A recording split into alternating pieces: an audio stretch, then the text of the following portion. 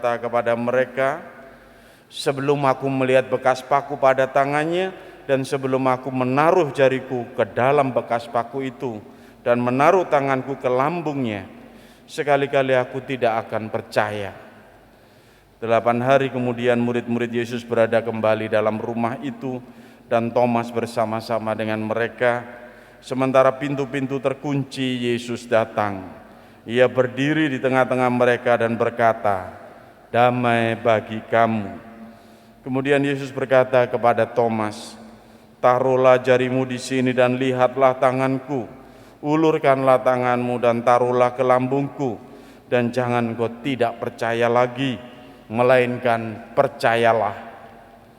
Thomas menjawab dia, "Ya Tuhanku dan Allahku."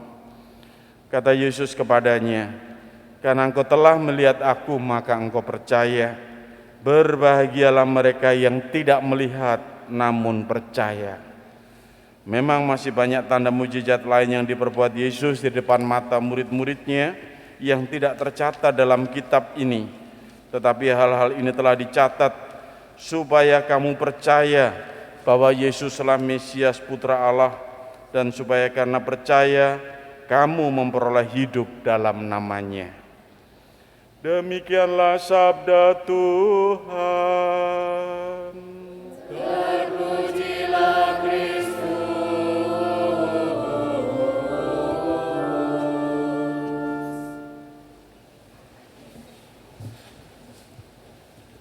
Ibu bapak, saudara-saudariku yang terkasih dalam Kristus, hari-hari ini kita mulai banyak mendengar berita bagaimana banyak orang itu berpergian mau mudik. Lebaran sudah ada di depan mata ini.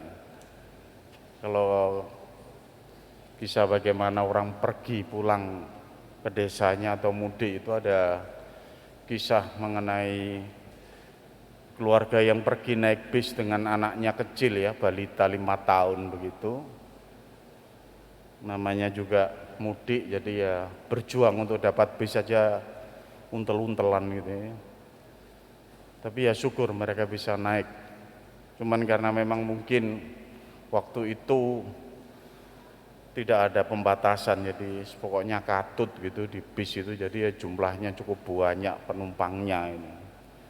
Dan karena mau mengejar target ini, sopirnya juga kelihatannya nyetirnya juga agak ngawur-ngawur begitu. Jadi dia nyetir itu dengan agak sembrono gitu ya. Setiap kali kencang sekali dan menyalip kendaraan yang lain, orang itu pada teriak-teriak, tapi ya supirnya terus saja begitu. Ini anak kecil ini tambah tertawa-tawa gitu ya. Senangnya bukan main. Yang lain takut, dia tertawa-tawa gitu. Demikian juga pada saat mulai memasuki daerah yang pegunungan naik turun, dan kebetulan ini memang mungkin karena bebannya berat itu, jadi malah turun ke tikungan jalan yang berlekok-lekok itu, orang pada teriak-teriak semuanya dan meminta supir itu untuk supaya mengurangi kecepatan itu. Bahkan nyaris saja itu bis itu hampir terlanggar ya, menabrak truk yang ngangkut tebu itu ya. Tapi ya orang pada takut semuanya, marah-marah dan teriak-teriak. Anak kecil ini tertawa-tawa saja itu. Nah, pada saat sudah mau sampai, bapak ibunya ini kan malu. Kenapa orang lain pada takut, marah dan sebagainya, anaknya ini mana ketawa-tawa. Ditanya, "Le, kamu tuh tadi kenapa ketawa-tawa? Padahal kita itu semua teriak-teriak takut, kok kamu ketawa-tawa?" Anak kecil, "Kenapa kok takut? Kenapa kok takut? Kita tuh Anda kan enak, kenapa takut?" "Saya enggak takut, Bu. Saya kan sama bapak ibu. Saya enggak takut sama sekali." Ini gambaran bagaimana anak ini ya, seorang anak kecil yang percaya betul atas perlindungan orang tuanya. Dekat dengan orang tuanya dalam kondisi apapun, ya dia tidak merasa takut. Dia tenang saja. Mungkin seluruh bis ini sudah beriman, banyak berdoa, tapi dia ini ketawa-tawa, percaya betul pada orang tuanya. Nah, Bapak Ibu, saudara-saudariku yang terkasih dalam Kristus, Iman yang seperti ini yang sebenarnya menjadi iman Paskah kita ini ya. Yesus yang bangkit membuat Anda dan saya seharusnya tidak takut menghadapi segala sesuatu. Dalam bacaan pertama itu sungguh digambarkan jemaat purba dalam Kisah Para Rasul, bagaimana umat yang pertama-tama, jemaat purba ini umat yang pertama percaya kepada Yesus karena pewartaan para rasul itu tidak mengalami ketakutan sama sekali. Ya, para rasul mungkin malah takut ya. Tapi mereka ini berkumpul di bait Allah, ya, berdoa, mengadakan persekutuan, memecah-mecah roti di rumah jemaat ya. Dan Tuhan menambah jumlahnya. Digambarkan bagaimana mereka itu ya kelompok kecil kan. Jadi kita ini dulu sebagai umat Katolik, leluhur iman kita ini yang kelompok kecil yang mungkin juga nggak disukai oleh bangsa Yahudi, tapi mereka ini tetap menjalankan ibadahnya begitu saja, tanpa takut sama sekali, karena merasa sungguh Tuhan mendampingi mereka. Dan digambarkan itu dalam bacaan pertama Kisah Para Rasul, bahkan mereka tidak takut juga secara ekonomi, nggak ada kecemasan, nggak bisa makan. Bahkan dikatakan tiap hari ada saja orang yang menjual harta miliknya untuk dibagi-bagikan kepada sesama orang Katolik, sesama orang Kristen pengikut Kristus itu. Itu kita bisa melihat bagaimana di balik kehidupan yang sebenarnya kalau mereka belum percaya kepada Kristus mungkin ya dijalani dengan kecemasan dan kekhawatiran gitu. Tapi pada saat mereka percaya bahwa Tuhan itu memelihara hidup mereka, seperti Yesus yang menampakkan diri dan menunjukkan diri sesudah kebangkitannya itu, mereka merasakan sungguh iman yang sungguh-sungguh kuat akan kehadiran Tuhan gitu. Nah Bapak Ibu saudara-saudari yang terkasih, itu kita bisa simpulkan di dalam bacaan yang kedua surat Rasul Petrus itu sungguh mengatakan bagaimana iman yang kuat itu menimbulkan sukacita. Digambarkan sekalipun kamu belum pernah melihat dia, namun kamu mengasihinya, kamu percaya kepada dia sekalipun kamu tidak melihatnya, kamu bergembira karena sukacita yang mulia yang tidak terkatakan, karena kamu telah mencapai tujuan imanmu, yaitu keselamatan jiwamu. Ini gambaran bagaimana dari Santo Petrus itu meneguhkan kembali bahwa orang yang percaya itu sungguh yakin bahwa dalam kondisi apapun itu dia dipelihara oleh Tuhan gitu ya. Dalam surat pertama Rasul Paulus itu digambarkan bagaimana kuasa Allah telah memelihara kamu karena iman, sementara kamu menantikan keselamatan yang telah tersedia yang akan dinyatakan pada akhir zaman. Itu digambarkan bagaimana Tuhan itu memelihara. Jadi gambaran bahwa kita sebagai umat pengikut Kristus ya diajak untuk kembali di dalam masa Paskah ini melihat iman kita ini, iman yang sungguh percaya bahwa Tuhan itu memelihara, iman yang sungguh seperti anak kecil tadi itu. Tuhan itu seperti orang tua, ngopeni kehidupan kita itu. Tuhan yang sungguh-sungguh tidak menelantarkan. Kalau minggu ini dikatakan sebagai minggu kerahiman ilahi, ya digambarkan seperti keibuan Tuhan, Allah yang memiliki rahim, yang melahirkan kita sebagai anak-anaknya. Kita ini pasti dilindungi dan dijaga gitu. Sehingga kita itu harusnya kemudian iman kita itu semakin kokoh bahwa kita ini tidak dibiarkan begitu saja oleh Tuhan. Kita itu dipelihara olehnya gitu. Nah Bapak Ibu saudara-saudari yang terkasih, itu yang iman yang harusnya sungguh-sungguh membuat kita yakin meskipun Anda dan saya ini tidak melihat Tuhan gitu. Berbahagialah mereka yang tidak melihat namun percaya. Ya, karena aku telah melihat maka aku percaya, berbahagialah mereka yang tidak melihat namun percaya ini. Karena para rasul sendiri ditunjukkan betul bahwa mereka itu diantara mereka Thomas Didimus itu, saya tidak akan percaya kalau Tuhan itu bangkit kalau saya tidak mencucukkan tanganku pada lambung dan pada jari yang bekas luka itu. Ini digambarkan bagaimana kerinduan Thomas untuk sungguh-sungguh melihat Yesus yang bangkit itu dibuktikan. Lalu kita di zaman ini bagaimana? Makanya ada orang mengatakan ya kalau nggak terbukti secara fisik ya buat apa percaya kepada Tuhan? Tuhan itu tidak kelihatan. Bagaimana saya bisa percaya? Ini diteguhkan oleh surat Rasul Petrus bahwa kita ini sungguh-sungguh berbahagia meskipun kita tidak melihat Tuhan gitu. Iman itu yang sungguh-sungguh menyelamatkan, dan kepercayaan inilah yang membuat kita itu berbahagia karena kita itu percaya kepada Dia yang tidak bisa terlihat atau tidak bisa kemudian nampak secara fisik begitu. Lalu bagaimana saya menghayati kerahiman Tuhan, kehadirannya dan sebagainya? Kita bisa menghayati bagaimana Tuhan itu hadir ya dalam kehidupan kita sehari-hari.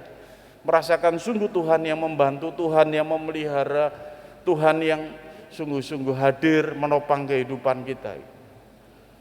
Itu saya ingat ada kepercayaan Jawa mengatakan ono dino ono upo. Ada hari pasti ada rezeki, ada makanan. Ini sebuah ungkapan keyakinan juga bahwa Tuhan itu tidak akan menelantarkan umatnya. Tuhan itu memelihara betul. Ono dino ono upo itu. Ini yang ditekankan oleh Rasul Petrus itu, bahwa Tuhan itu memelihara kamu karena imanmu gitu ya. Nah, Bapak Ibu saudara-saudariku yang terkasih, tantangannya apa di zaman milenial bagi Anda dan saya ini? Saya itu lucu kalau memperhatikan itu YouTube dan TikTok gitu ya, termasuk Instagram segala itu, di mana orang Katolik merayakan Pekan Suci, merayakan Paskah Yesus yang bangkit. Di sisi lain muncul orang aneh-aneh mempertanyakan Yesus Tuhan, mempertanyakan Yesus ini menikah, mempertanyakan umur Yesus, macam-macam gitu. Ya. Dan itu yang menjadi tantangan iman kita, Bapak Ibu saudara-saudari yang terkasih. Orang yang sungguh-sungguh malah yang tidak percaya kepada Yesus malah menjelek-jelekkan Yesus itu. Ya buat apa? Wong dia juga punya iman yang lain, ngapain ngurusin iman orang lain gitu ya. Tapi ini kan zaman kita, milenial ini, tantangannya begitu. Usilnya orang itu sampai ngusik-ngusik Tuhannya orang lain gitu. Dan itu menggerogoti iman Anda juga. Membuat Anda itu juga gitu, oh bener ya, kayak bener ya, jangan-jangan memang begitu ya. Itu membuat kita itu juga bisa jadi bimbang gitu. Pada saat bimbang Anda kemudian turun menjadi krisis iman, jangan-jangan memang bukan Tuhan gitu. Jangan-jangan bukan ini, jangan-jangan lalu di mana Tuhan gitu. Kita sibuk dengan hal-hal seperti itu yang dimainkan betul di dalam dunia media sosial di zaman milenial ini. Maka bagi saya, Bapak Ibu saudara-saudari yang terkasih, dalam Minggu Prapaskah kedua ini Anda dan saya itu dipanggil lagi untuk memurnikan dan menguatkan iman kembali. Tidak perlu untuk latah seperti mereka, tidak perlu latah seperti Santo Thomas. Yesus sendiri mengatakan sungguh berbahagialah orang yang tidak melihat namun percaya. Dan Santo Rasul Paulus mengatakan betul bahwa dia sungguh-sungguh yakin Tuhan itu memelihara kamu karena imanmu. Dan berbahagialah dan bersukacitalah karena imanmu. Dan itu yang harusnya kita kuatkan ini. Makanya menjadi tantangan sekaligus peluang. Tantangannya apa kalau kita itu bisa tergerus di zaman milenial ini dengan banyak orang yang aneh-aneh dan usil tentang Tuhan kita itu. Kita dipanggil untuk bisa melihat lagi dalam wawasan kita itu, seberapa jauh saya mengenal Tuhan, bagaimana saya sungguh mengimani Dia, Tuhan sebagai orang tua saya yang memelihara kehidupan saya dan keluarga saya, Tuhan yang terus menjaga dan melindungi hidup saya dalam menghadapi tantangan-tantangan hidup ini gitu. Itu mengajak kita semua untuk merefleksi kehidupan kita kembali. Menjadi tantangan dan peluang juga bagi kita untuk yakin, enggak, saya memiliki Tuhan yang betul karena Dia hadir dalam kehidupan saya. Kita tergoda di dunia internet, kita krisis di dunia internet sebenarnya. Tapi Anda dan saya diteguhkan dalam refleksi kehidupan kita sehari-hari. Lihat setiap hari bagaimana Tuhan menopang kehidupan kita dan menjaganya. Itu yang harusnya menjadi kekuatan iman kita. Ya, bukan hanya sekedar menang-menangan opini, argumen ini, argumen enggak, tapi saya sungguh merasakan Tuhan yang hadir, yang memelihara kehidupan saya dan keluarga saya. Tuhan yang mengajak saya seperti jemaat perdana, Tuhan yang mengajak saya untuk terus merasakan bersekutu, merasakan perlindungan dan pendampingannya gitu. Nah, Bapak Ibu saudara-saudari yang terkasih, semoga dalam Minggu Prapaskah yang kedua ini kita semakin diteguhkan dengan kehadiran Yesus yang bangkit, yang meneguhkan kehidupan kita, yang menguatkan kita kembali dan menjadikan kita lebih yakin di dalam kehidupan kita sehari-hari. Bukan karena soal penglihatan seperti Thomas, juga bukan karena argumen ini dan itu, tapi karena pengalaman hidup Anda yang berharga dalam beriman kepada Tuhan Yesus itu. Saya menyapa Anda yang hari-hari ini mungkin sibuk mencari pembenaran dalam iman Anda secara intelektual. Anda yang mencari-cari argumen ini dan itu untuk merasakan membela iman Anda. Tidak perlu. Anda dipanggil untuk kembali bersyukur, Anda dipanggil untuk melihat kembali perjalanan iman Anda bersama Tuhan dalam kehidupan sehari-hari. Anda dipanggil juga untuk kerendahan hati, merasakan rahmat Tuhan yang dianugerahkan kepada Anda mulai saat Anda percaya kepada Yesus hingga saat ini. Itu sudah cukup, itu yang menjadi kekuatan, itu yang melebihi emas yang fana. Bapak Ibu, saudara-saudari yang terkasih, semoga kita kembali kepada iman kita yang kuat, kembali kepada Tuhan Yesus yang menyelamatkan dan memelihara serta melindungi kehidupan kita, dan semoga kita semakin percaya bahwa karena iman itulah kita dipelihara dan siap dan tidak takut lagi menghadapi berbagai banyak tantangan-tantangan yang kita hadapi saat-saat ini.